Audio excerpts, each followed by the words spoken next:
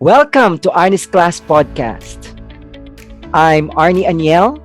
I'm an HR development consultant, an international public speaker, a workshop facilitator, a coach, and an educator. Life is a great opportunity, and we all learn life lessons every day. This podcast is all about those lessons. Lessons like gratitude, confidence, happiness, mindset, and a lot more.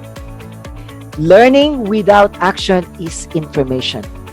Learning with action is transformation. Join me, learn, and transform yourself into a better you. Most of us live our lives in a pattern, like in a frame, like in a box. You go to school, you become older, you go to university, you finish university, you work, you get married, you have children, you grow old, you retire. These are like the normal things that we do. Just like our work, our education, we always follow the social norms.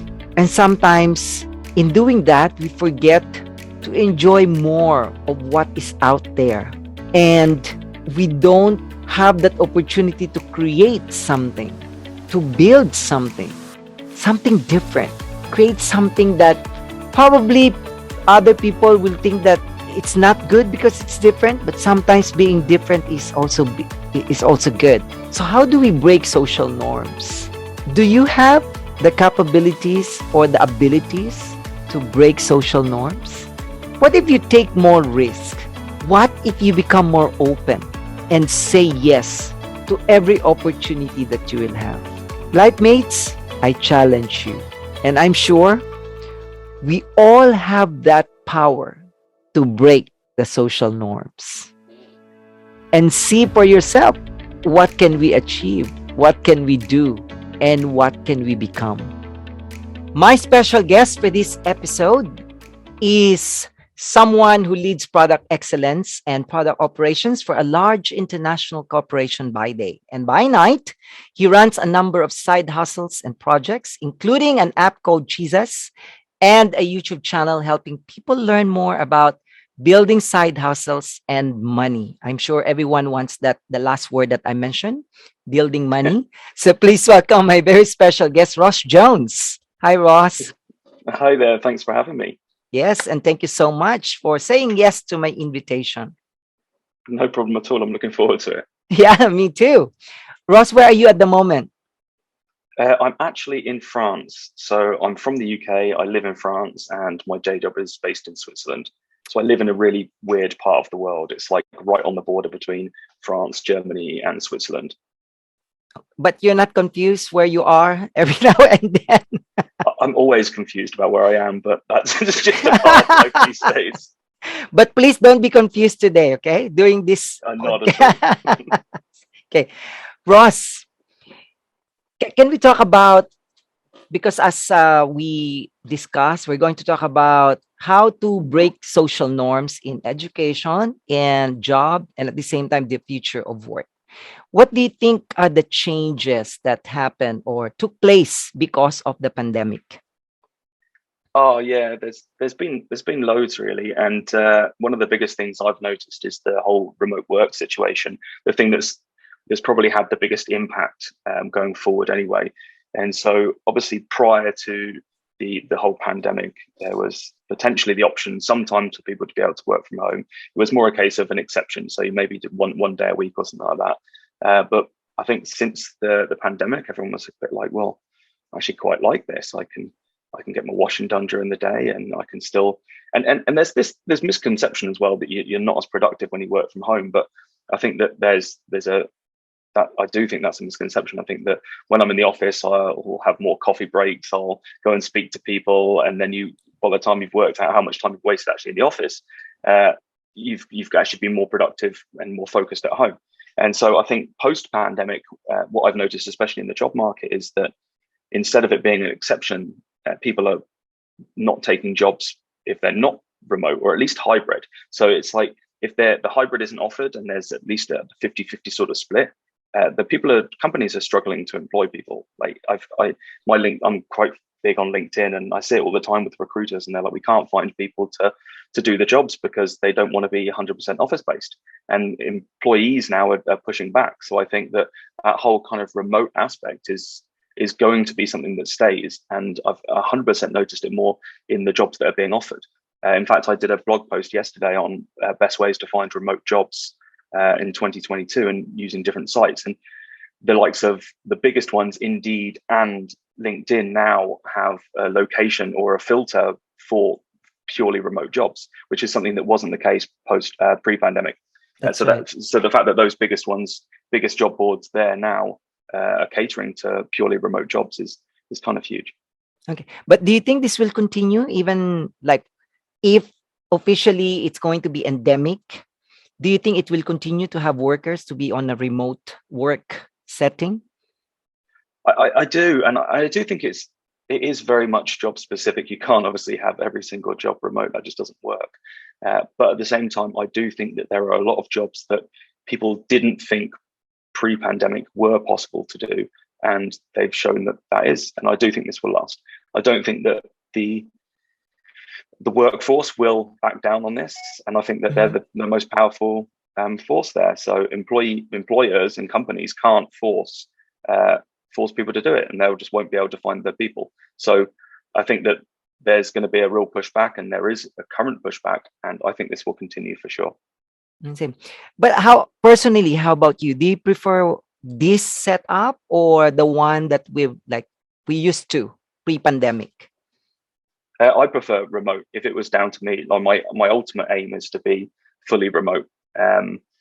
I can't be fully remote just because of my setup. I now have to start going back to the office.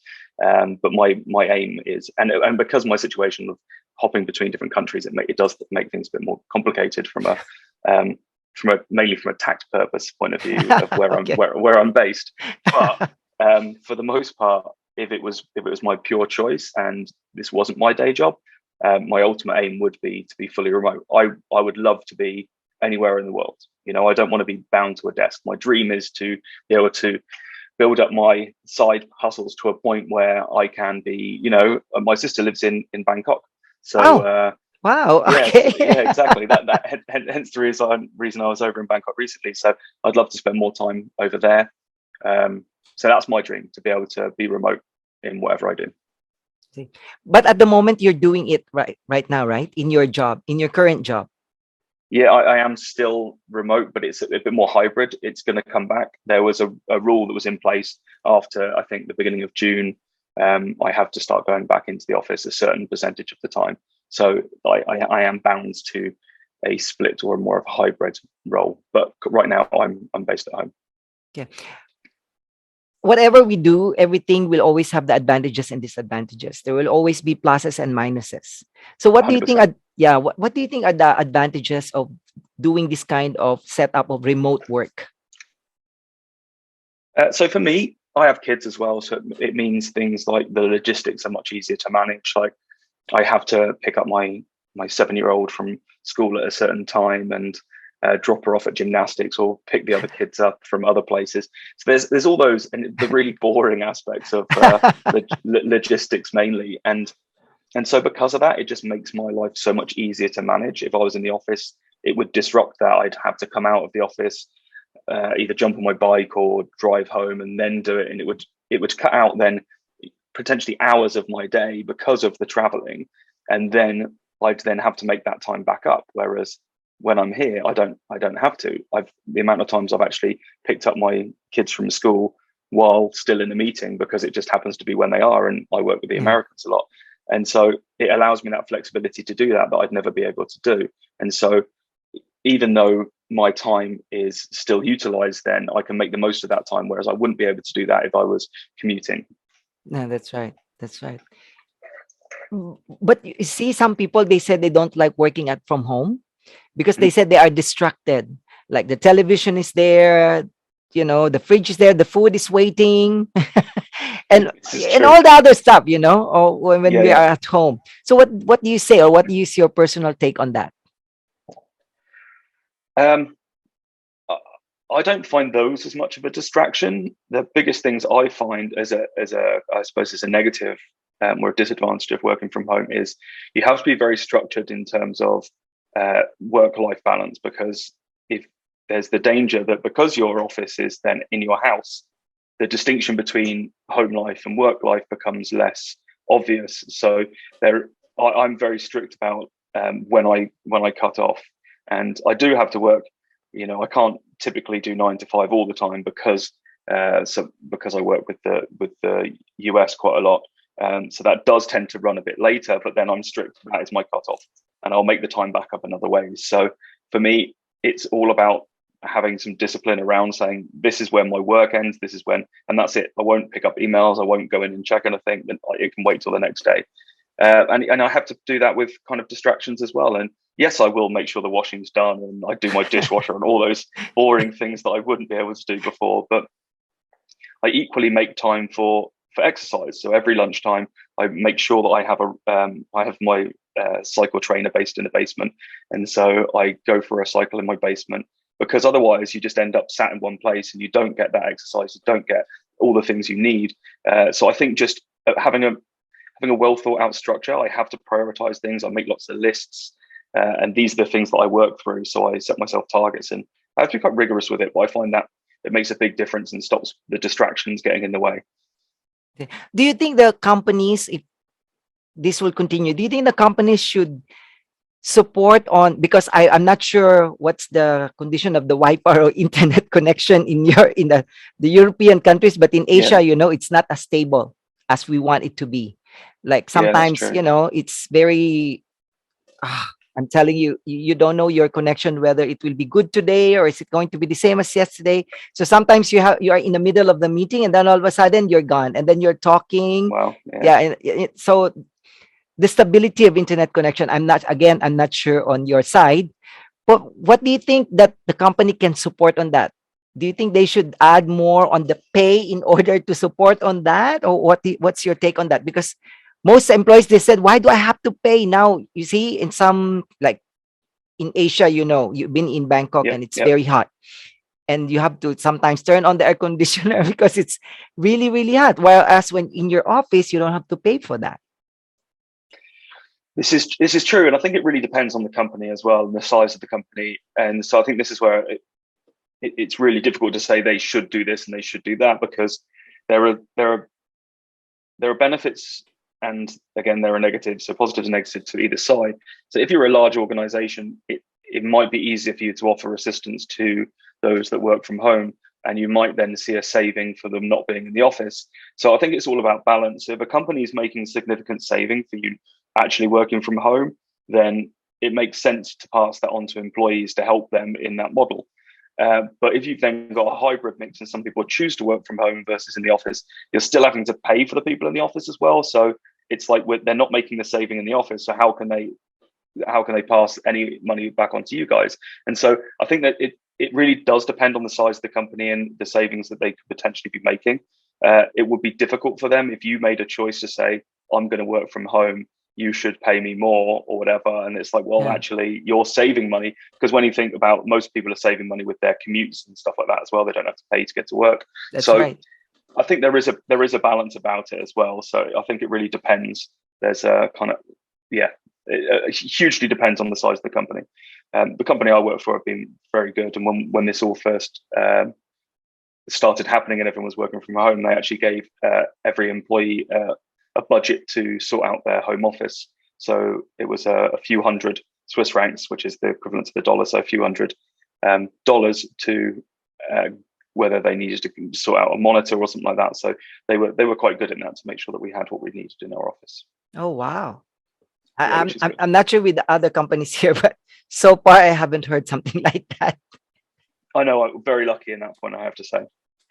You are very lucky. But what's the challenge when it comes to internet connection? Because here, I said it's really a big challenge. I have to say, we've got fiber. So for us, I have no internet issues. So that it's lucky in that point. I don't suffer from those problems. But I do understand that I know people that work fully remotely and travel around the world with it, and they have to for the most part, it's all done on 4G and stuff like that. So it's just done via. They just have connections, so SIM cards that they all use in each country, and all the data will be done by there. So I know it's a challenge, and that again provides its own challenges using those sorts of networks. So it is difficult, but I suppose it comes with the flexibility as well, and it really depends on what's right for your setup. Yeah, that's right. Ross, do you think that even if you work remotely or you work from home, do you think the companies, they still have to follow, like, you have to start working at 9? Of course, they won't know whether you start at 9 and then you finish at 5. What do you think the company should do? Because for me, I don't think that they should really have that kind of 9 to 5 schedule. I think for as long as Yeah, you're producing the results, the ones that I asked, the tasks that I assign, I think that's more than enough to check I'm whether they're really 100% in doing. agree. I 100% agree with you, and I think that this is one of the things that and I have been. So I used to have a ed tech, so education startup, and used to do education analytics, and it it was it's so kind of alarming that so we worked with different colleges and universities to understand what metrics they were using to understand engagement for students and how they were measuring them in that part. And for the most part, they were measuring the time that they would spend within a course. So then we had lots of focus groups with students and things like that, and we sat down with them, and they were like, we're actually still measured about how much time we spend even in class. So it's all done. The old model still, it's very much how long you spend in an office, how long you spend in a course, how long you do things. And it's like, but that doesn't make any sense. Like, if you're efficient, then you can get way more done in that time. If you're That's not right. efficient, so essentially you're rewarding inefficiency. So if you really wanted to do that, you'd say, okay, well, I'll underestimate what I can do, and I'll spend 8 hours doing it, but I'll do it in 2, and then I'll just sit there and pretend that I'm working. So for me, it should all be based on your outcomes, what you're achieving, things that you're doing. And that for me is where most people need to get to. I don't think they are there yet. I think there's a lot of old school mentalities with a lot of companies saying you need to start at this time, you need to finish on this.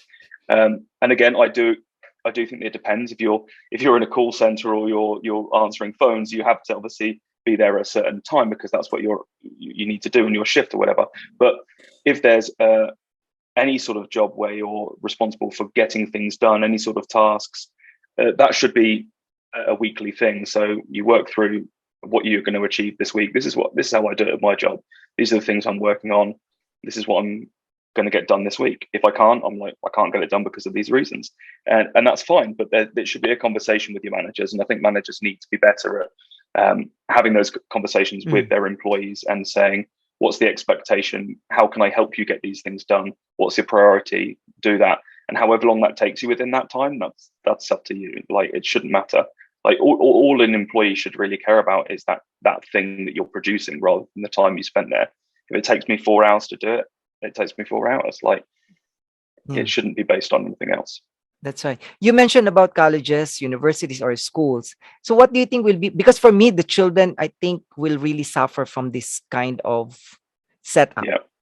Yeah. For me, the adults, like, for example, let's just say even like high school or universities, it should be fine. But children as young as, like, kindergarten or, in grade school. So Yeah. what will be your suggestion, if I mean, not say advice, but at least your suggestions in terms of educating children through online learning? Yeah, that one's really difficult because I do think at that age as well, there's a lot that's needed when it comes to that social structure. Even from an adult's point of view, don't get me wrong, I think it's incredibly important to not dismiss the effect that it has had on adults and their social ability to communicate outside of That's computer right. screen. And I think it's created a lot more anxiety. So for children, it's even more important. So it has been difficult. My sister is a teacher in an international school in Bangkok, and so they had to do classes online, and they were way more advanced than the ones in France. My kids they were literally given PDFs and told to just complete them throughout the week. There was no interaction. There was nothing. They just Oh, got told to wow. sit at a computer and and work through PDFs and just upload them when they finished them, and that was it. And so there was no like No only interaction towards at all. no interaction at all. And so at least with like watching my sister and the things that she did, like building proper online lessons. So they had their entire lesson was still done in a Zoom class. So they did it all on Zoom, and it was still interactive. And she works with, at the time, I think she was working with 4 or 5-year-olds. So I can't even imagine trying to teach 4 or 5-year-olds via Zoom. Like, it's incredibly hard.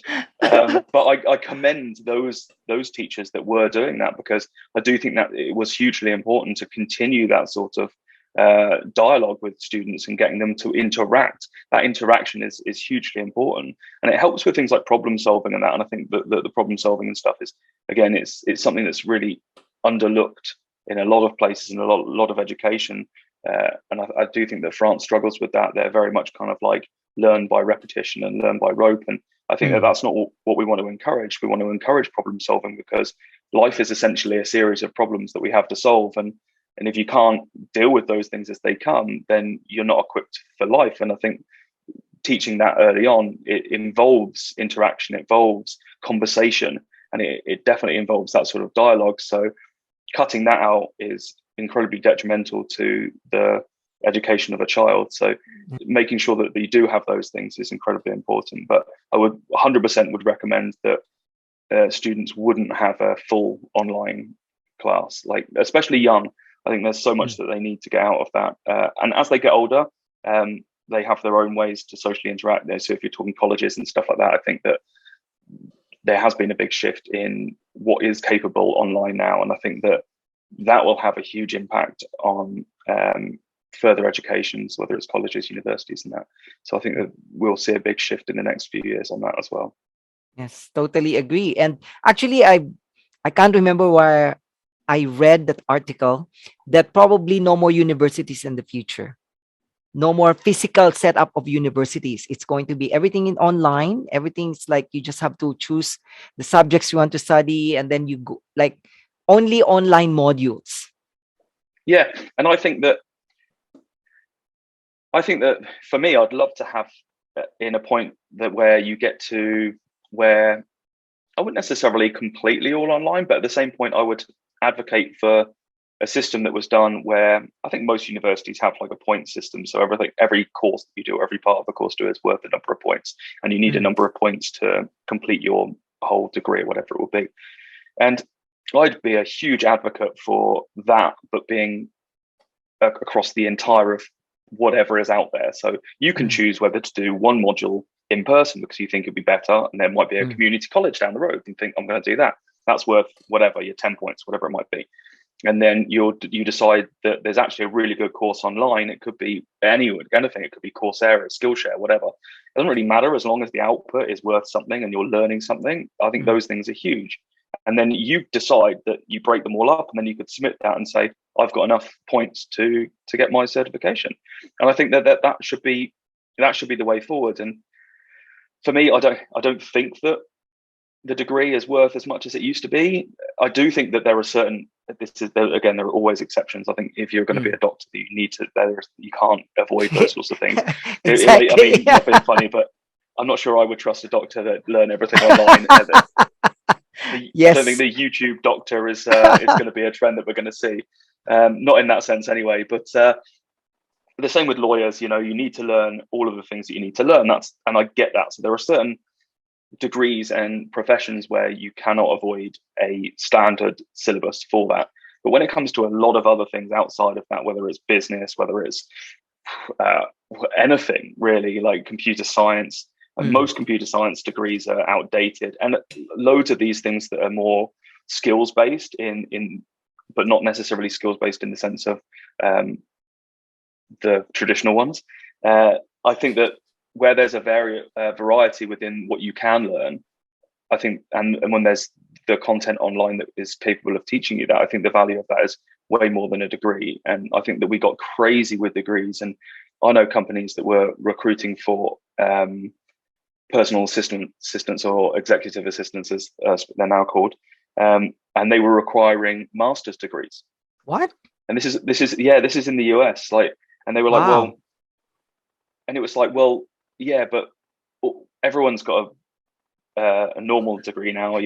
So they have to have an extra. So everyone's got a bachelor's, so they need to have a master's to be any good. And you're like, what sort of crazy world do we live in? This is absolutely insane. And so it completely devalues the degree for me. And so I think that we've already started seeing bigger companies saying it's not about the degree. And I dropped out of university. I was in university. I was doing motorsport engineering, and ironically had a car crash. And so I was out of university for about a year, and then I went back to redo the modules that I'd missed. And then I was like, but I was only in 1 day a week. And then I got a job, and the job was in headhunting actually. And I actually started earning some money, and I was like, oh, actually, I prefer this than being sat at home not doing anything. And so then I was like, do I really need a degree? I thought, well, I've got a job now, so, and it's not it's not a job. It was for me. I saw it as a potential career, and so I was a headhunter for quite a few years until I switched into IT. And so I didn't complete my degree, and it hasn't stopped me in any way. What carried me further was my continued learning. So my experience for one. So my experience first off got me into my first 3 jobs in headhunting. And then after that, when I transitioned, it was in actually 2008 when the market completely crashed and no one was paying for headhunters because there were so Yeah, many people on the market that they that's were like, right. we don't need you. So I was like, what should I do? So I transitioned into IT, which is something that I've always been interested in. And so I had to start again from the beginning. And I spent all of my external time outside of work. So I dropped my salary by a huge amount, by over half, to go basically back at the bottom of the career ladder in IT. But I spent every waking hour outside of my office hours learning. Mm. So and I think that that's the key part. I think the key part that we need to teach students is that it doesn't matter what it is in life, that you need to just continue to learn. If you're willing to continue to learn, then you won't have a problem. And this is what I try and teach my kids. It doesn't matter about anything. As long as you're willing to learn and you see an opportunity and think, I need to learn that to get to that point, then do it. And I think that's one thing that we kind of miss. We're like, we need to teach them this because this is what they Mm. need to know. It's like, no, we need to just teach them to be lifelong learners, and that everything we need to do, you can never stop, and you should never stop learning. But yeah, for me, it didn't hold me back not having a degree. In fact, it just pushed me to continue learning in my own way, really. Wow, that's a very good attitude. Because I myself also, I totally believe that we should not stop learning. Each day should be a learning opportunity for us. And because as they said, if you're not getting better, you're getting worse. 100%. And I agree, and I don't think that necessarily has to just be limited to, skills that you learn or information that you learn. For me, learning, and this is something that I've kind of taken on the last kind of 12 months, really. It's learning about yourself. Like, learning about yourself is a huge opportunity to just get better as a person, and that is all a part of it. So generally being more self-aware, like, am I the best person I can be? How can I improve myself? It's all a part of learning, and that just opens up so many more opportunities to you. So I think if you're just generally open to learning, that means that learning across new skills, learning other people's Mm. perspectives, and I think this is a huge thing that we haven't seen that much of, and I think we've gone backwards when you look at, like, the kind of attitudes towards the pandemic and then politics and everything like this. Everything seems to be polarizing at the moment. Like, it just draws people apart, and you see people within their own families just like disowning each other because they have difference of opinion. And I'm just like, Yes. instead of just arguing with someone, you're never going to change their mind. Like, they've got their opinion, that's fine, whether you agree with it or not. But if you just listen to each other with an open mind, then you can learn each other's perspectives. It doesn't mean that you have to agree with them. That's fine. We don't have to agree with everyone. But if you have that openness to just learn from each other, then it's so much better than just arguing, because you're just two people just butting up against each other and you're not changing your own perspectives. You're not learning. And that we can always learn something. So instead of arguing with someone, if you'd listen, then it makes things so much more valuable when it comes to that discussion. But do you always have that kind of attitude for learning, Ross, even when you were young, or you just developed that kind of attitude for learning when you were like getting older and older? Definitely getting older. I was the worst student in school. Oh wow. Not Okay. necessarily the worst student, but so I'm currently going through my official diagnosis for ADHD, which kind of explains a lot of my school life. To be honest, I didn't feel that school was the model that suited me the best. Like I just didn't. I wasn't massively disruptive, but I I wasn't massively motivated either. Like I couldn't find any Mm, motivation to do the things that I needed to do. So traditional school just didn't. I didn't find engaging, and I found it a struggle.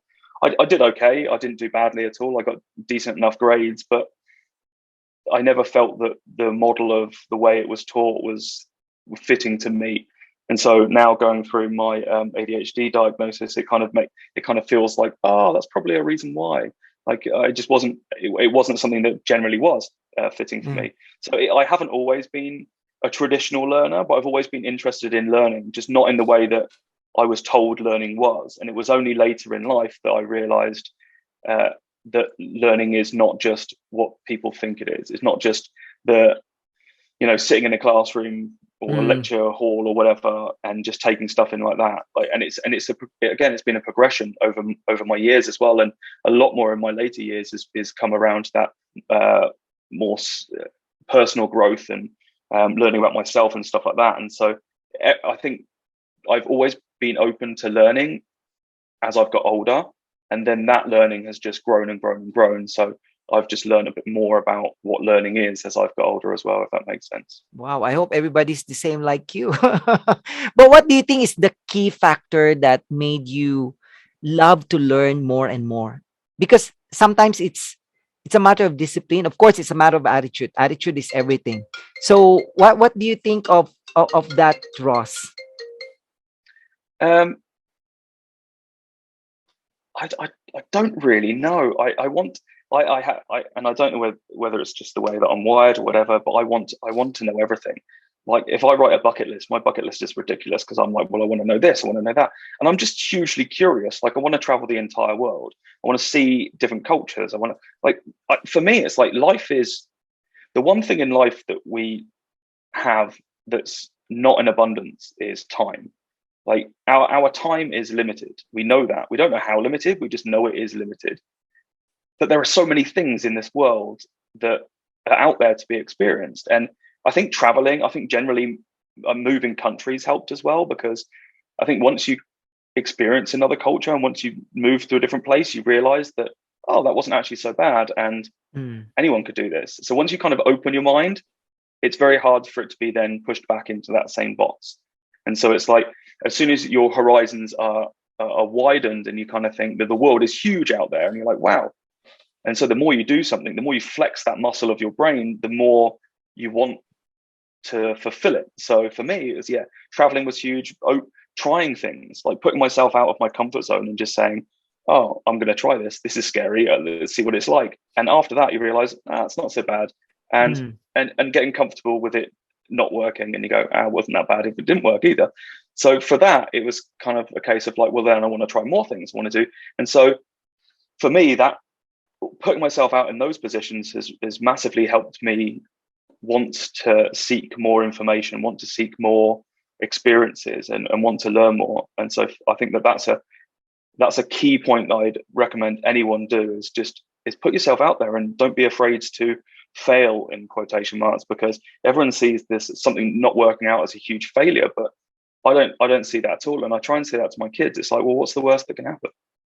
Like That's right. my one of my boys is 17 now, and he's trying to apply for uh, different jobs. He's got he had a summer job, and he's last year, and he's now trying to apply for new summer jobs this year. And when he was going through that process, I was like, back in my day, we used to have to knock on people's doors and ask them if they wanted their car washed. That's what we did Yeah. in England. Car washing was like our lawn mowing in the US. It was just knocking on doors saying, do you want your car washed? And the amount of doors I had just slammed in my face and like, no, no. And I was like a 10-year-old just saying, and so I got used to just people saying no to me all the time. Whereas I think nowadays it's much more difficult for kids to put themselves out in that position, because rejection seems hard. And rejection seems like something they're like, oh, I'm not comfortable with this. This like kind of hurts me. And I think you have to get used to that, because that's fine. But you have to get used to that kind of like, oh, why didn't that work out? Well, it didn't. But what's the worst that happened? Well, nothing really.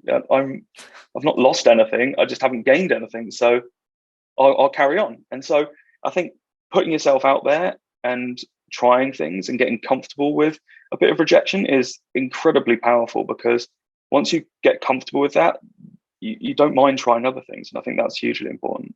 Yeah. And you reminded me of when you said that story and the rejection. I think rejection is a redirection. Yeah, Sometimes 100%. yeah, it's just a matter of changing your mindset about it, and how do you actually take things that happen to you into something positive, just like what they said in the US. When you get lemons, you get lemonade, you make them lemonades, right? Definitely. And I think a lot of people take it too personally as well. They think it's a personal thing against them. And this is 100% what I've previously done as well. And I think through the years I've learned as well, you need to remove that kind of emotional attachment. People aren't rejecting you, they're rejecting what you're offering. And that's fine, because not everyone's your customer and not everyone needs to be. And That's so right. it doesn't matter if it's a relationship and you're asking a girl out and they reject you. It doesn't matter if you're trying to sell someone something, or it doesn't matter if you try a job and they say no, because it doesn't matter. Like, it's not against you personally. It doesn't mean that you're a bad person. And I think that a lot of people take it as that. And it's hard to draw the distinction between the two. So as soon as you try and get to that point, they're going, this isn't against me personally. This isn't. And so as soon as you get past that point, it becomes a lot easier to put yourself out there. Wow. Very well said, boss. So we're talking about breaking social norms. To break those social norms, like in the job or education, can you share at least 3 or even more, Ross, suggestions or ideas on how we can break those norms? Whether it's about Uh, job or education or any other topic. yeah, definitely. Like, even the job thing nowadays, I think we have so many more opportunities than we ever previously did. And companies are utilizing them a lot more as well. And this is something that I'm trying to build out on my YouTube channel as well. And it's just stuff that I'm trying to teach my kids, that it if you're passionate about something, you can make money off it. And this has never been easier than it has been today, like 100%. And my kids always say, like, yeah, you would say that, but you're old now. So it's like, you're only saying that because it's that whole kind of like, back in my day, we didn't have this ability. But it's true. I just don't think it's taught well enough. And because schools don't want you to know this, they want you to follow this traditional path of, you know, finish school, go to higher education, go and get a job, and continue to make society work when it comes to their cogs. And that's kind of how education was created. And formal education and the whole education system in the way that we know it was literally invented in the 1920s for this purpose. It was done for the Industrial Revolution, and they didn't want to create creative people. They wanted to create the same level of people, because that's what kept the factories working, and that's what kept us doing what we needed to. And society needs that to a degree as well. We still need people to follow through with those sorts of paths. But for the people that are more creative, there's definitely huge possibilities outside of that social norm of going to university and following that 9 to 5 path that there never has been. And when it comes to, and I hate the kind of term influencer and stuff like that, but because it's a kind of bit painful, but it doesn't mean that. Okay. I find it kind of a bit kind of fake, and I don't like that side of things. But what I do like is the fact that if you're passionate about anything, that you can make content on it. And so it doesn't matter if it's, you know, YouTube videos or writing or whatever you're good at. So stick to the things that you're good at. And so whether that's short form videos in your TikToks or your YouTube shorts or reels, whatever you want to do, or whether it's writing blog posts or writing in whichever way you want, if you put yourself out there. And I think nowadays as well, and I think this is hugely what companies will find in the future, that people relate much more to relatable content. This is why these things, the things that become more popular, are the things that are relatable. You find it all the time. You interact with stuff that you find relatable, and brands are struggling with this at the moment, because they're trying to be relatable, but in a painful way. They're putting themselves out there as a company, and they're like, I'm relatable. And you're like, yeah, no, you're not really. And the best, it's just like, no, you're not. You don't understand me. But the personal people, the people that are sharing their experiences, they're the relatable ones. And they're the people that more people then start powerful. Exactly. It's hugely more powerful. And so if you can build that up, you can start monetizing it hugely. And I don't mean in a pushy way, but you can start either running ads on your content, you can make money that way, you can use affiliate programs. There are so many different ways that you can either work with brands that you already use, Mm. or that you can monetize your content to create an income, and it's a very real income. So there is no reason why, if you're passionate about whatever you're doing, even if it's just sharing your unique experiences in life, uh, being able to make money from that. And I think there is a huge market coming up for this, and I think we'll see companies way more utilizing that way to sell their products. I think that we'll see a huge shift between traditional advertising versus using the people that are creating engaging content and relatable content. The I think that ordinary shift people will, out there, right? yes, exactly. And I even think that we might start seeing companies doing the same, but with their employees as well. I think that's a possibility, because your employees are the people that represent your brand. And Correct. as soon as companies empower their employees to be able to do that, then I think that they'll get a lot more back from it. But I think there's this gap at the moment where they don't quite trust their employees to do that. But I also think that it's then there's that line of going, well, does that mean that you have a bit of a poor company culture? So, I think it might push more towards having better company cultures and things like that. So I think that we'll start to see it with maybe smaller companies first, and then I think eventually, but this might take a long time, but I think that's what we'll see eventually, where you won't see stuff being posted by actual companies themselves, but it'll be more a case of from employees and stuff like that. Because again, people embrace people. Like that, the whole point of content online nowadays is, if I find something relatable, I'm like, yeah, that's me. And so this is this human nature. As soon as we find something relatable, we engage with it, and that's where companies miss the mark. And companies hugely try and find things so they'll try and create something that they think, oh, well, people will relate to this, but they miss the mark hugely, because they're like, well, I'm a big company and they don't really understand you, so That's it right. doesn't come across in that way. And they're not showing, I think, as well, that people really embrace things like vulnerability. Like, we're humans, that's what we are. We're flawed, we have Yes. loads of our own issues, like, We are not and perfect, and no one is no, perfect. exactly. Yeah, and companies still try and put this persona across that they are, and at the same time then try and be relatable. And you're like, yeah, but you're not. Like, and no one wants to put a brand out there saying, oh, we're actually we messed up this quarter, or we weren't very good with this, and they don't. Whereas humans are much more able to put their vulnerabilities across and their mistakes, and people relate to that. So I think we still got this gap to find there. But I do think that this is where things will shift more. But I definitely do think that in terms of it, and I'm actually trying to build a template out at the moment, a potential way for creative people to find their path to monetization online. So Oh, it's kind of like a template for saying, if you, and podcast is one of those things. So if you are a creative individual and you have certain passions, I want to create a template that allows you to go through a series of questions, almost like a questionnaire, and then it recommends different ways for you to then monetize the things that you like to do. So it's like, well, actually, I enjoy writing, and it's like, okay, well, here's the best way to create a blog, and the best way is to structure those. So, because a lot of people don't realize that these things are actually quite easy to do. They go, well, how do I start? Like, how do I start to create a podcast? How do I start to do this? It seems like it's too difficult. It's like, well, it is, unless you have just like instructions to help you start and grow it. And hmm. so if you're really dedicated to do it anyway, as you know, like, you just start getting done, and you just put yourself into it.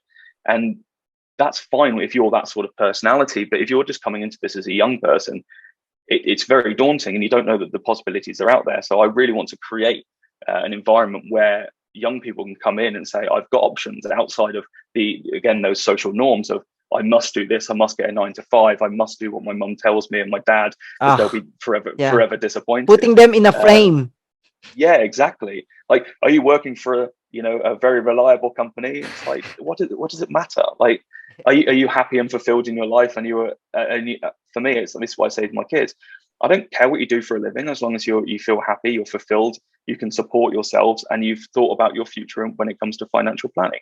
And so this is where I want to get to with my YouTube channel as well. I want to support people coming through as creatives, giving them and showing them options that they didn't necessarily know they had, whereas also making sure that they understand from a financial side that you still need to invest wisely, you still need to put money away, so you have that future planning. So it's not irresponsible just saying, do whatever you want.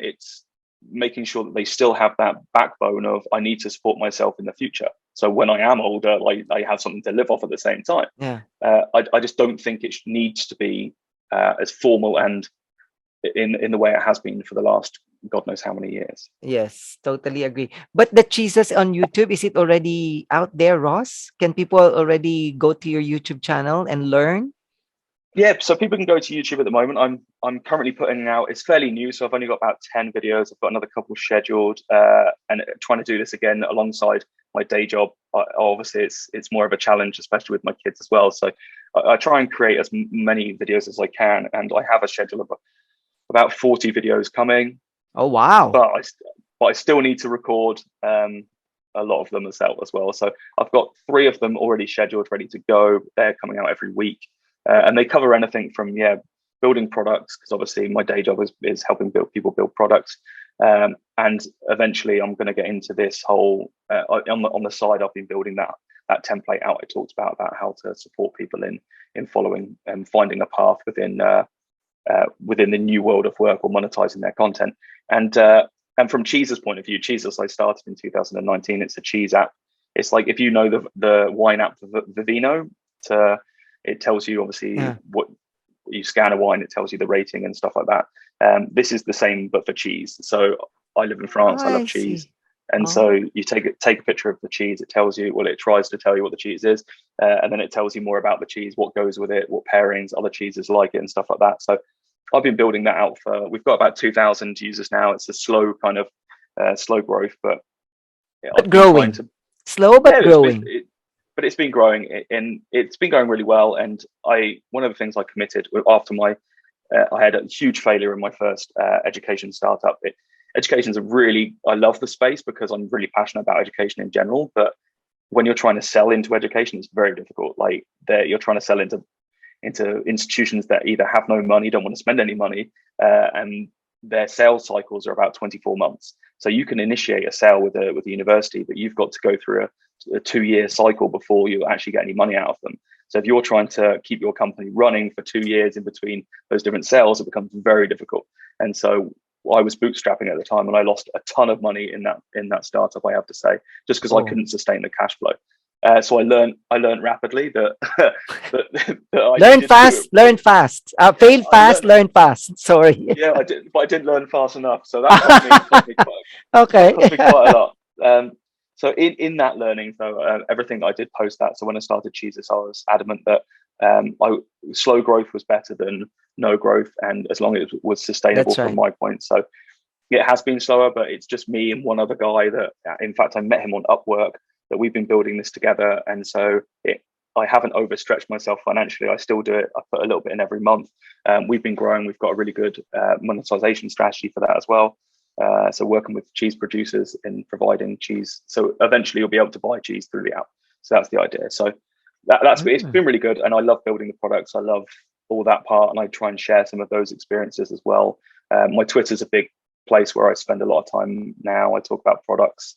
I talk about everything I talk about on my channel, but yeah, Twitter's probably been my biggest channel that I'm utilizing for kind of conversations and stuff. Wow. So if anyone, I'll give you my Twitter, and if anyone wants to, please, I will write it in your introduction in the Spotify. Yeah, no problem. So, which product do you think is your greatest? What will I say? The greatest product you've ever produced or built? Oh, that's a challenge. Right now, I'd say Cheeses. I love it. I love I love what we've done. I love where we've come from, especially with the budget that we've had. So we're now on the app, both app stores. We've been out for some time. We've released 17 different releases, and I think in total, including and there's a not a huge amount of infrastructure, but it's enough because it uses a big machine learning model to recognize the different cheeses, and it's not perfect, but we have over 100,000 images of cheese now that people have submitted themselves and stuff like that. 100,000. Yeah, because wow. Yeah, because every time someone takes a picture of a cheese, it tries to work out what it is based on all of the other pictures we've got. So if you take a picture of cheddar or camembert or whatever, we'll try and work out what it is. So that gets added to the machine learning model, and then it gets better as it goes. So the more pictures we have, the better it gets. And so yeah, every every day. And I came in, I think the other day, and I was checking all of, because I have to approve all of the submissions to make sure that they work and people aren't abusing the machine learning, so it makes it get better. And I hadn't checked it for about 3 days. So I checked on Friday, came back in on Monday, and I had about another 150 pictures over the weekend. And so for me, I love seeing that, because it means that people in 3 days, that's 50 new images of cheese a day. And for a small maker like myself, who just built this with virtually nothing, it's amazing to see the growth and the amount of use that it's actually getting. And so, yeah, I think I've spent about probably over, so we started in May 2019, and then It's like 2 years, 3 years. Yeah, but in 2021, so we started building in about 3 years, but over 2020, because as soon as the pandemic happened and everything like that, no work got done. I was homeschooling the kids. I was trying to juggle my job at home, and so for 2020, pretty much nothing got done until the end of 2020. And I was like, I'm paying for this to be hosted every month. I should really try and drive this. So then December 2020, I was like, I've got a renewed idea. In fact, it was part of the pandemic that helped me pivot my business model as well. So this is what I always like to do, is listen to the market and say, okay, our previous strategy was different to this. The app's free, it doesn't cost any money. How are we going to pivot to kind of drive revenue in a better way? And so over the pandemic, randomly listening to all the people that I'd connected to or made a network of in the cheese space, I found out that the cheese producers, a lot of them were really struggling, because 70% of their custom comes through hospitality, so restaurants and hotels. So they sell very affected during the pandemic. Yes. So they lost 70% of their customer base. So a lot of them were struggling to then find new customer channels to reach them directly. They don't have massive online presence. They don't work with supermarkets, because for most cheese producers, supermarkets are terrible. They completely crush their margins, and in fact, it has caused a number of cheese producers to go under when they sign contracts with supermarkets, because they think they're great volume, but the margins are so small that they actually lose money rather than make it. So I was like, here's a great opportunity. We have a platform or an application where we can potentially create them a new customer channel directly. So then in the meantime, this is what we've been building out. We've been trying to strengthen all of our existing features, but in the process, we've been building out a way for producers to synchronize their online stores directly with our app, so we can create them a new channel directly. So it's trying to, again, look at the market and create a new business model out of that. And that's where I really enjoy it. It's like, how can I create value for the people that, not just the people that use the app, but for the actual producers as well? It's like this could potentially make them some decent money, and they're not very good at advertising what they do. Cheese producers, like, they're great at producing cheese. They're like artists. They're pure like artisans. They're like put their life and soul into this stuff, but they're not very good at technology. They're not very good at marketing. So they're like, I'm going to make the best cheese. And it's like, okay, how are you going to tell people about this? What do you mean? That's the big question there. Yeah. So for me, that's why I'm probably most proud of the direction it's going and what we've built so far, because I feel there's great alignment with the helping the actual industry itself, which I think is fantastic. And yeah, we've got to this point as well. And I think that, yeah, with just about 2,000 users, with no marketing, so I haven't paid for any marketing or anything like that. This has all been just organic growth, and it's cost probably about $6,000 over 3 years. So I've got all of this done, excluding my time, obviously, but that's just my time that I put in the evenings. So yeah, it's cost us about $6,000 in total, which is like $2,000 a year to get to this stage. And I think that's massively impressive, to build out an app, a whole machine learning model, have 17 different releases, and it's only cost us that amount. So when you look, like, compared to the past of what I built out with the education startup and the amount that cost me over a time, this is like, 5% of that, and I've got way further. So congratulations. I learned a lot, and thank you. And so I love that. Working with nothing, working with no money, and giving yourself no budget really forces you to work more effectively and find out the things that will provide you the most value. And I think that that's just something that I try and do in general life as well. Because I've got so many different things on the go at once. Every morning I have to kind of prioritize what's going to provide me the most value, like what's my highest ticket item in my tickets or in my tasks that I have to do, and then I try and hit those first. Wow. You're you're very much disciplined. I can totally imagine you in the morning thinking what I'm going to do, what's the biggest one that will give me the value of what I really want to achieve and things like that. I hope everyone learns from you on doing that. It's hard. Don't get me wrong. It's I know. some days I am absolutely useless at this, and some days I sit looking at my task list and I'm like, well, okay, I should really do those things. These are the things that need doing. But you And then I'm deserve like, to rest as well, Ross. Every now and then we also, I mean, you can't really like work 100% on a daily basis, the same amount of energy all the time, right? Sometimes no, we need to rest and be yeah, and I creative. think that people we give ourselves and this is something that I've realized as well. We are our own biggest critics at everything. Like I put more pressure on myself than anyone else. I sometimes perceive that other people are putting more pressure on me, but I am by far in by far in the worst critics myself. Critic. And Okay. yeah, and I think that there's what I've learned more recently as well is that time off and time away from these sorts of tasks and work and whatever what work might be, whether it's a side hustle, whether it's your actual day job, taking that time off to truly shut down is one of the best ways to promote more productivity. 100%. People don't think it is. They're like, no, I need to get stuff done, so I need to sit and work. But it's not productive. It's 100% not productive. As soon as you take yourself away, I find that the connections in your brain just fire up a lot better. You get perspective. So it takes you out of the situation. It allows you to think more clearly, and you come back so much more productive. And I think that people need to be better at understanding that time off or whatever that might be isn't actually time off. It's a necessary part of Yes. a necessary part of the production. And like you said, we can't work. We're like machines. We can't work full on the whole time. We need to give ourselves some downtime in order to come back better. That's right. But I think that we end up just, and it's an attitude that I think has been in the last, especially in my lifetime, of just burnout, like just working employees until they can't work anymore. And time off is seen as a luxury, not a necessity. And I think it's definitely a necessity. That's right. But Ross, do you think there's a possibility for you that your side hustles become or side projects becomes the main thing? That's the aim. And don't get me wrong, I love the stuff I do in my day job because I love building products, and my day job is all around helping people within the organization build better products and better value out of those products. And I really love that.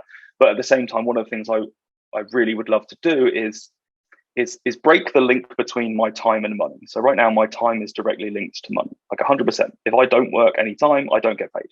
And so I want to create a model where all of the things that I'm doing, and I love working, I would never stop working ever.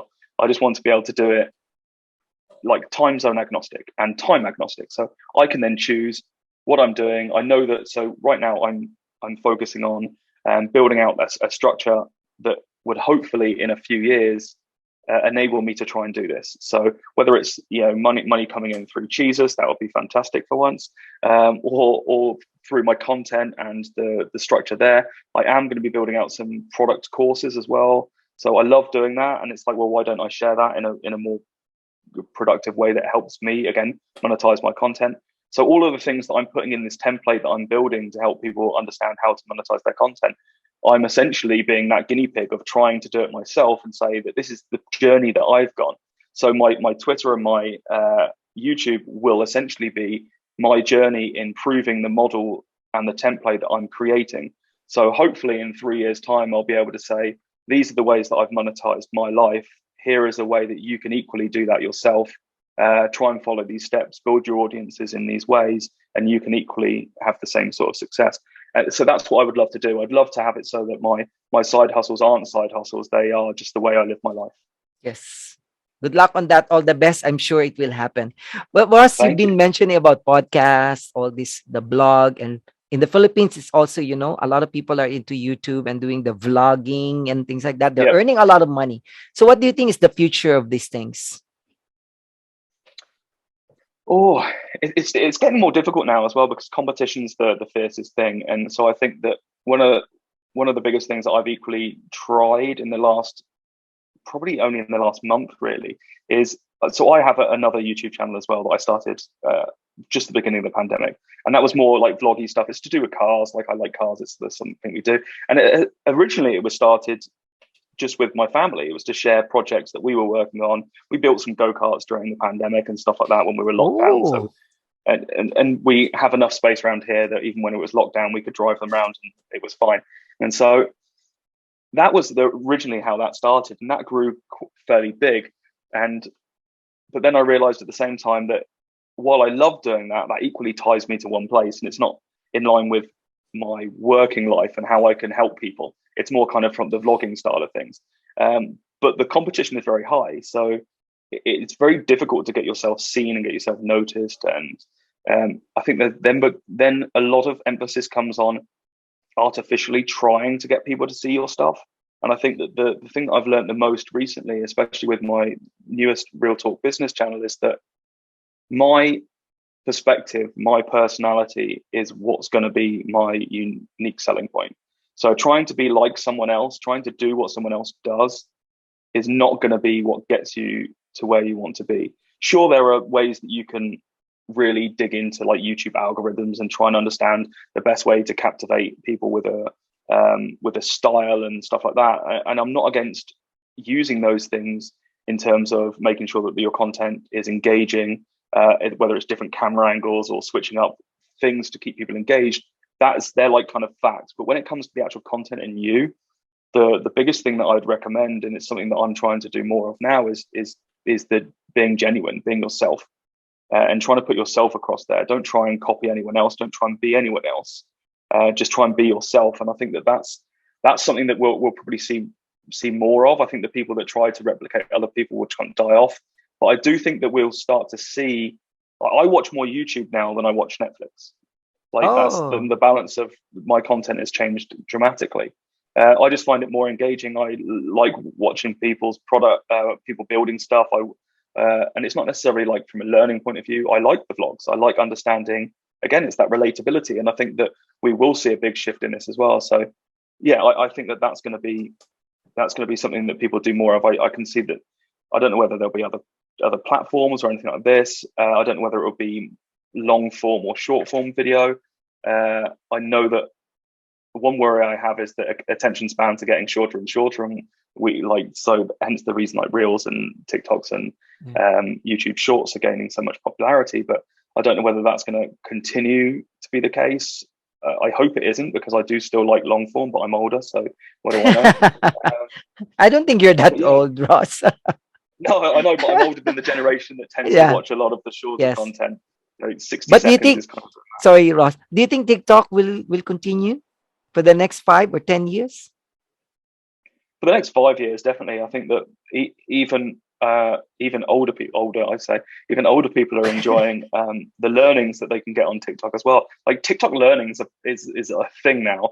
Whether it's all factual, whether it's actually all true, is Yeah. another thing. Like, sometimes I have to fact check the things that I'm told on there, and I'm like, okay, that this is not necessarily true. It's just people saying things that they've read on the internet. But I do think that that's. It has a lot of potential. It has potential for reaching a large audience. So I 100% think it will be still popular in 5 years. Yeah. Wow.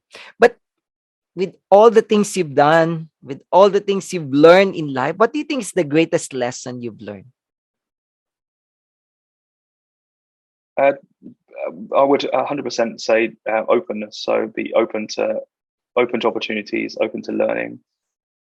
That's the biggest strength that you can really have, and also just, I think one of the most powerful things that you can do is embrace gratitude as well. Like, grounding yourself in gratitude is a huge thing that I try and teach my kids every day, because everything comes from that. And yes, it's not my fault that I was born in a Western society in a country that had more opportunities, but just because it's not, it doesn't mean that I shouldn't express the gratitude for that. opportunity. And I think so many people get caught up in the fact that, well, it's not my fault I was born here. No, it's not. But you can still be grateful for it, be humble, be understanding of the opportunities that you have. And that then builds such a larger perspective that is hugely powerful.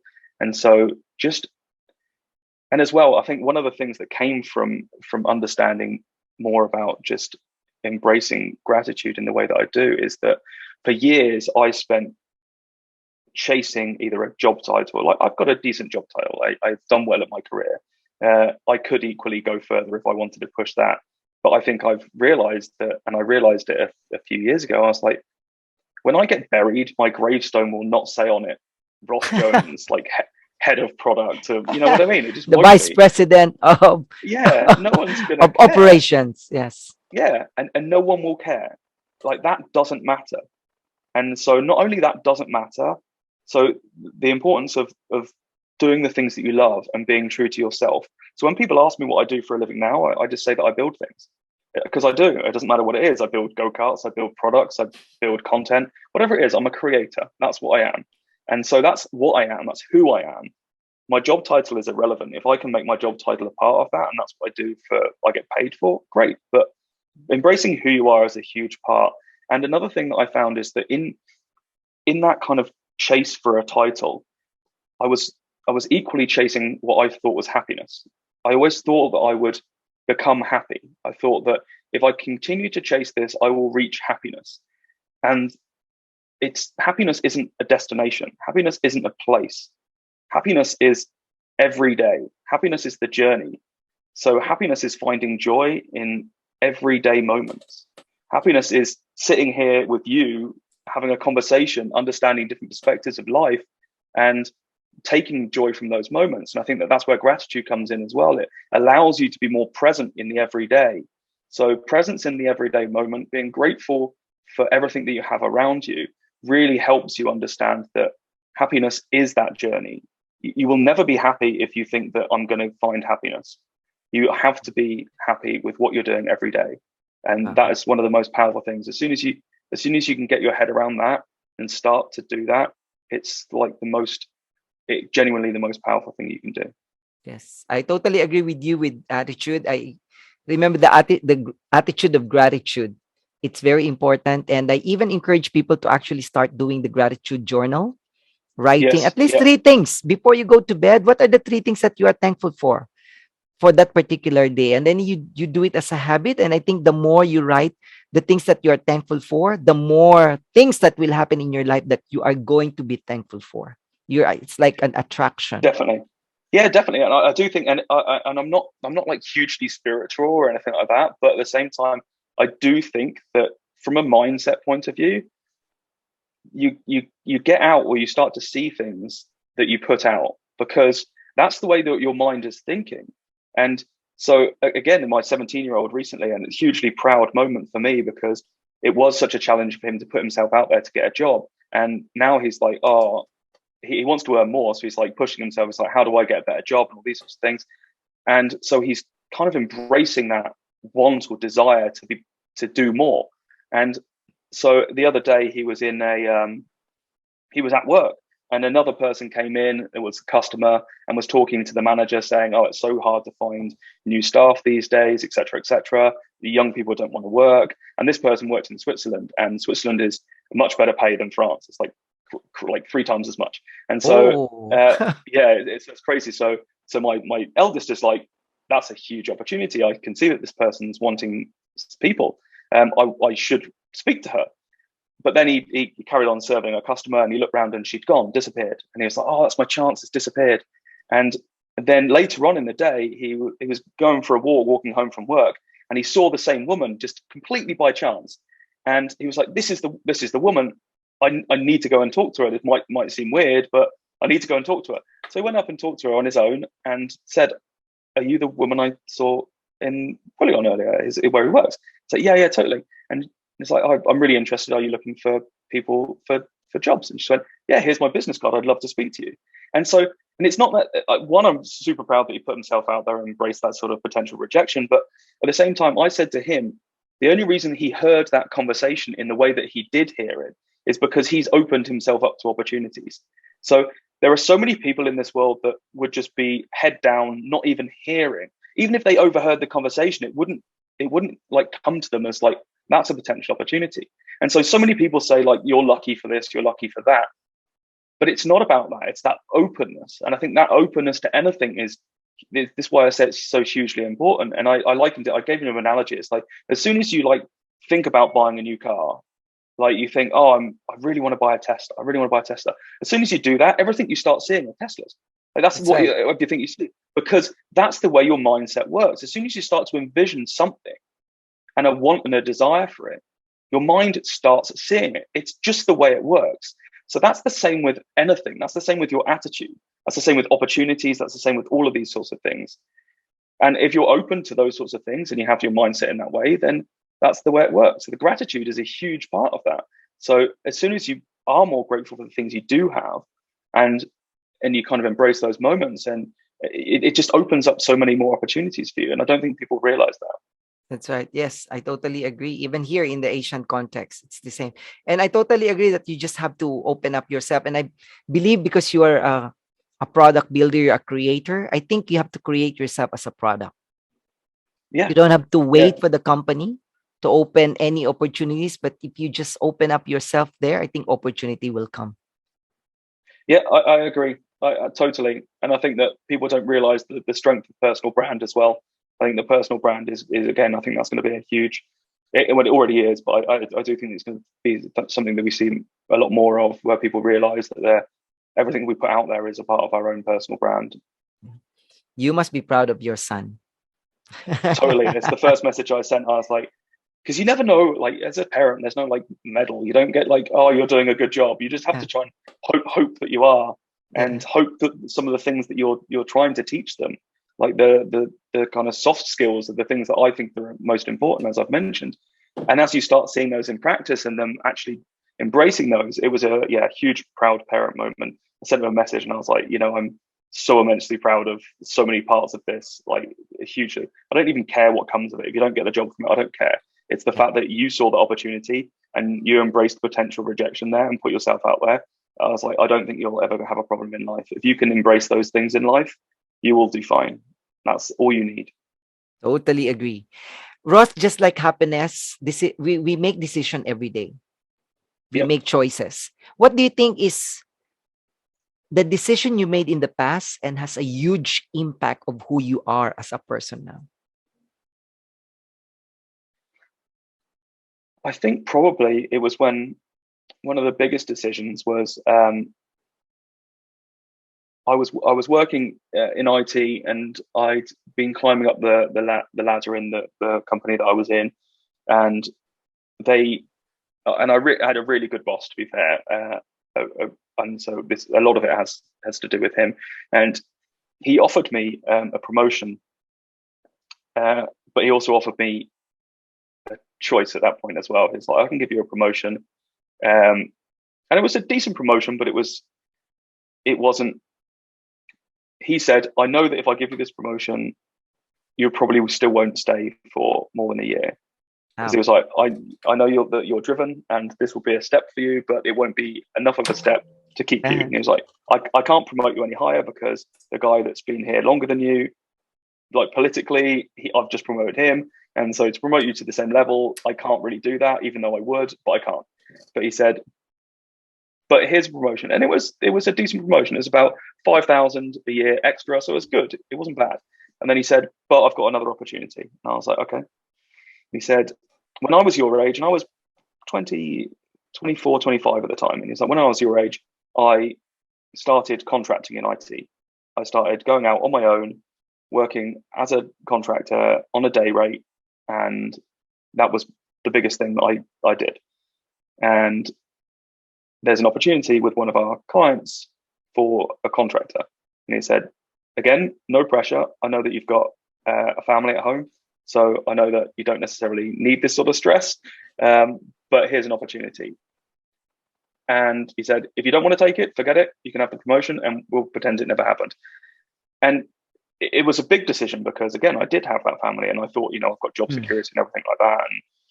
as a contractor, you have to find your next contract whenever it comes up. And so taking that opportunity to do that was huge, because I took the opportunity, went contract. I increased my salary by about 3 times. So it was a huge step that way. I then that opened my world over here. I then happened to get a contract over here that happened extremely randomly as well. I was away on it was my mum's, I think my mum's anniversary, and they've got a place in the mountains in France, and I was there celebrating with them. And I happened to and I knew that this contract back in England wasn't going to last. I was covering someone's leave, and so I knew that it was only for a specific amount of time. So I had been putting my CV onto like Monster and Indeed and stuff like that. And I then happened to get a phone call while I was in France asking me if I wanted to come to an interview for a job in Basel. And I was like, okay, I'm actually about 3 hours away from there right now, because they thought I was in England. And I was like, I could probably drive there. When's the interview? Tomorrow. And I was like, okay. I was supposed to be flying home that day, so I had to make a decision: do I take my flight, or do I rearrange my flight and then go to this interview? So yeah, I said, okay, go for it, I'll take the interview. Drove up there. I didn't have any smart clothes to me. I went in flip-flops. So I had like honestly, like sandals on. I interviewed with like everyone in that whole department. I was there for 6 hours interviewing, and at the end of it, they offered me the contract. They said, okay, do you want to start next month? And again, that my openness to just say yes to things, I think, helped in that point. And my openness to risk and thinking, well, what's the worst that can happen? The job market's pretty good. Like I'll find something. It can't be that bad. And so, yeah, my openness to take risk there. It happens that I increased my salary again doing that. And in actual fact, like, and again, I'm not a massive fate person, but I got back to England, and my first day back, the boss that previously offered me this opportunity, he said, "Can I sit you down? I need to talk to you." And I was like, "Okay, that's funny because I need to talk to you as well." And he was like, "Okay, you go first." And I was like, "Okay, I'm really sorry, but I've got another contract, and at the end of this month, I'm moving, and I have a new contract to go to. So this is kind of my notice." And he was like, "Oh, thank God. I was just about to tell you that the contract is coming to an end, and I was really worried about telling you." So the contract was coming to an end anyway. And if I hadn't gone for that interview and hadn't done that, then I would have had to try and find another contract within that next 2 weeks. And so it just lined up absolutely perfectly. It was, one of those happenstance things that, again, opportunity meets preparation in that sense. And I took that opportunity, and for me, that moved me across the world. It opened up my learning. I knew that as a contractor, that I had to continue to get better to be employable.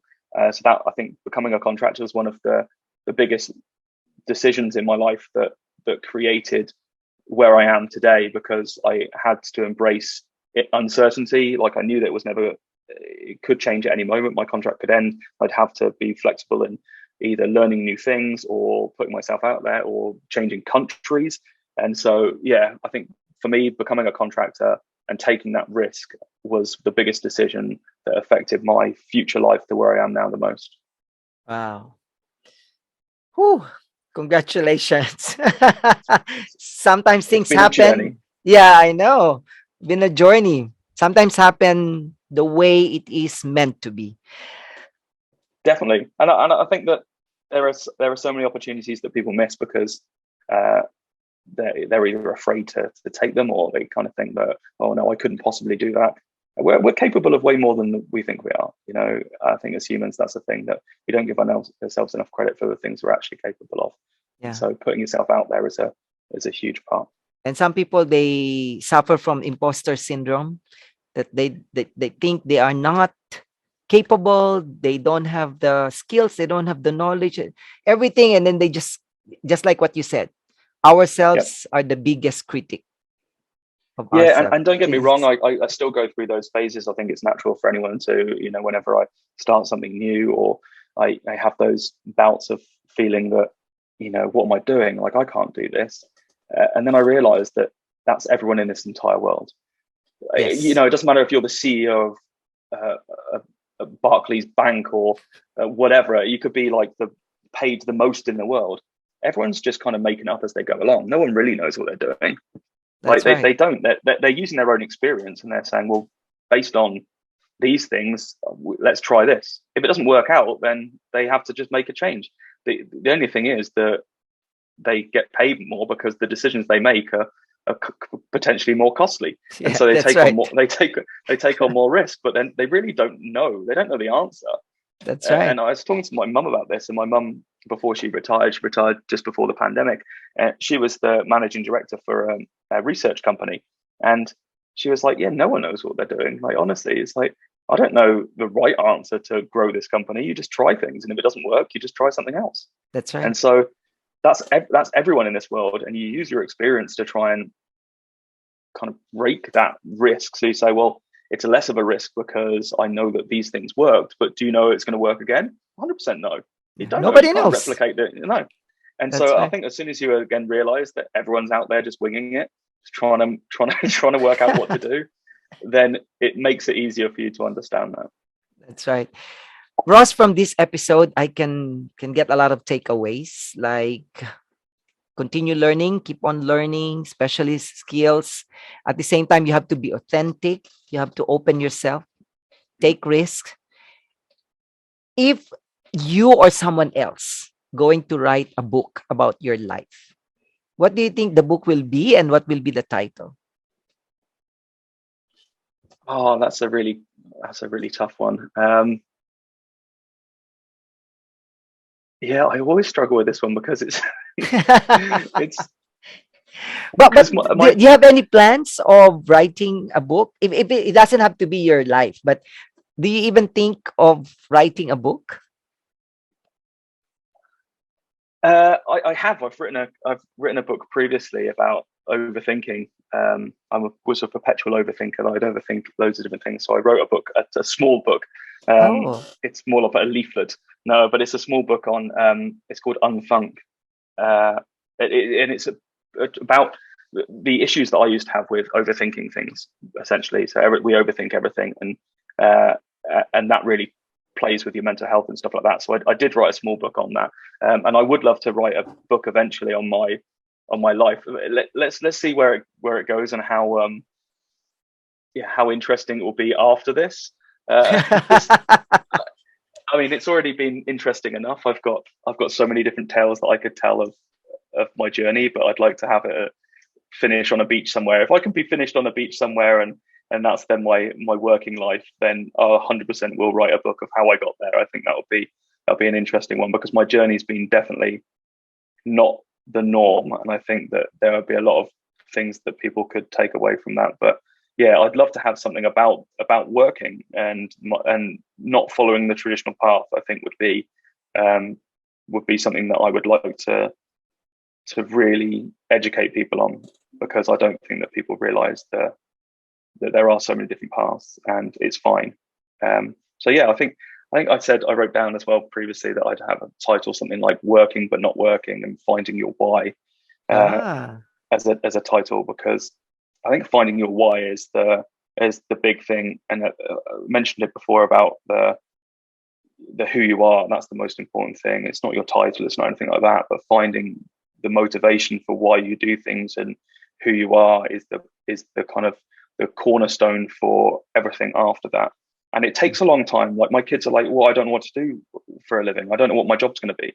And society forces people, especially through schools, to have everything figured out. And they haven't found their why. They haven't found their who, let alone yeah. their why. And so this is something that I've only learned like even more recently. So it's taken me years to get to this point, and I've worked all the way through it. And I've just tried so many things, and I'm like, I don't think this is me. I don't think this is what I want to do, or the why I'm doing it in the first place. So I would love to take people on my journey of finding my why, essentially. Nice.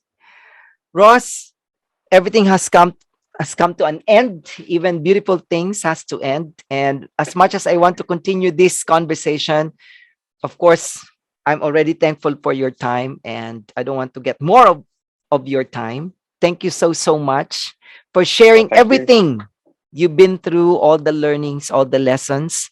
And thank you so much. Well, thanks very much for having me. I've really enjoyed this conversation. It's Yeah. been fantastic. Yes. All the best. And of course, please send me your YouTube channel and your Twitter account so I can share that to all the listeners. I call them my life mates, and I hope they are going to learn a lot from you. Thank you very much, and I will do indeed. I Yeah, hope you have thank a you great so rest of the much. day. Yeah, that's right. Once again, a lot of lessons to be learned from this episode. Life mates, if you enjoy this particular episode, please share with your family and friends because all of us, we learn on a daily basis. And don't keep it to yourself. Share it. Because if we all learn together, we can live a better and happier life. Once again, listen and learn.